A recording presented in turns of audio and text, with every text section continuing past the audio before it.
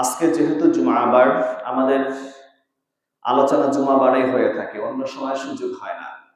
অনেক ব্যক্তি আছে শুধু জুমাবারে মসজিদে আসি, বিভিন্ন কর্মের খাতিরে, চাকরি ব্যবসা বাণিজ্যের খাতিরে বিভিন্ন মসজিদে নামাজ আদায় করতে হয়। বিশেষ করে যেহেতু আজকে সাপ্তাহিক ছুটির দিন, পবিত্র জুমার দিন মসজিদে আসার সুযোগ হয়। তো আজকে আলোচনার মূল বিষয় হচ্ছে তওবা। তওবা কি? তওবা মানে কি?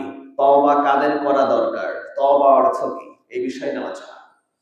আমরা বিভিন্ন সময় বলে থাকি যে আজ থেকে তওবা করলাম, আর গুনাহের কাজে লিপ্ত হব না। আজ থেকে তওবা করলাম, এই কাজে আর জড়াবো না।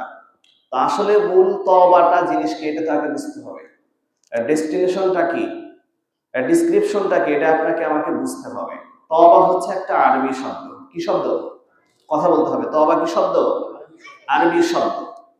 আমরা যদি বাংলা অর্থ করি, তাহলে তওবার বাংলা অর্থ হচ্ছে ফিরে আসা, প্রত্যাবর্তন করা, গুনাহের কাজকে ছেড়ে দেওয়া। আল্লাহ পাক যে কাজগুলোকে নিষেধ করেছেন, নিষিদ্ধ করেছেন, বিরত থাকতে বলেছেন, সেই কাজগুলোকে পরিহার করে আল্লাহ পাকের দিকে প্রত্যাবর্তন করার নামই হচ্ছে তওবা। তো তওবা হচ্ছে আরবি শব্দ। এর অর্থ হচ্ছে কি? ফিরে আসা। Come to your lord. তুমি তোমার রবের দিকে ফিরে আসো, আল্লাহর দিকে ফিরে আসো।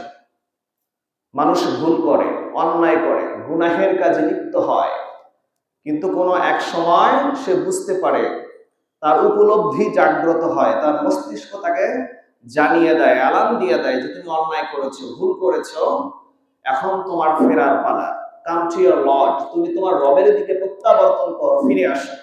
তো ইসলামী শরীয়তের পরিভাষায় আল্লাহ পাক যে কাজগুলোকে করতে নিষেধ করেছেন, নিষিদ্ধ ঘোষণা করেছেন, সেই সমস্ত গুনাহের কাজ থেকে ফিরে এসে রবের দিকে প্রত্যাবর্তন করার নামই হচ্ছে তওবা। কথা বুঝছেন? তাহলে তওবা মানে হচ্ছে ফিরে আসা, গুনাহ থেকে বিরত থাকা, আল্লাহ যেগুলো কাজ করতে নিষেধ করেছেন সেগুলোকে না করা, অনুতপ্ত হওয়া, এবং যে কাজগুলোকে তিনি করার জন্য নির্দেশ দিয়েছেন, হুকুম দিয়েছেন, কমান্ড করেছেন, সেই কাজগুলোকে মনে প্রাণে এবং বাস্তবের মধ্যে পরিণত করা, এটার নামে হচ্ছে তওবা।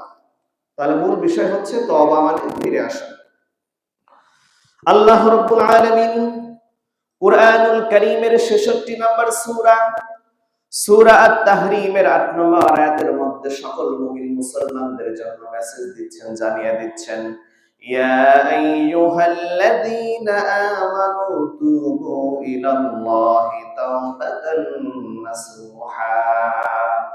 হে ঈমানদারেরা, হে বিশ্বাসীরা, আমি আল্লাহ তোমাদেরকে জানিয়ে দেই, তোমরা যদি অন্যায় করে থাকো, ভুল করে থাকো, গুনাহের কাজে যদি লিপ্ত হয়ে যাও, তাহলে তোমরা অনুতপ্ত হৃদয় নিয়ে আল্লাহর দিকে ফিরে আসো, আল্লাহর কাছে তওবা করো। সেই তওবা করতে হবে খাঁটি তওবা।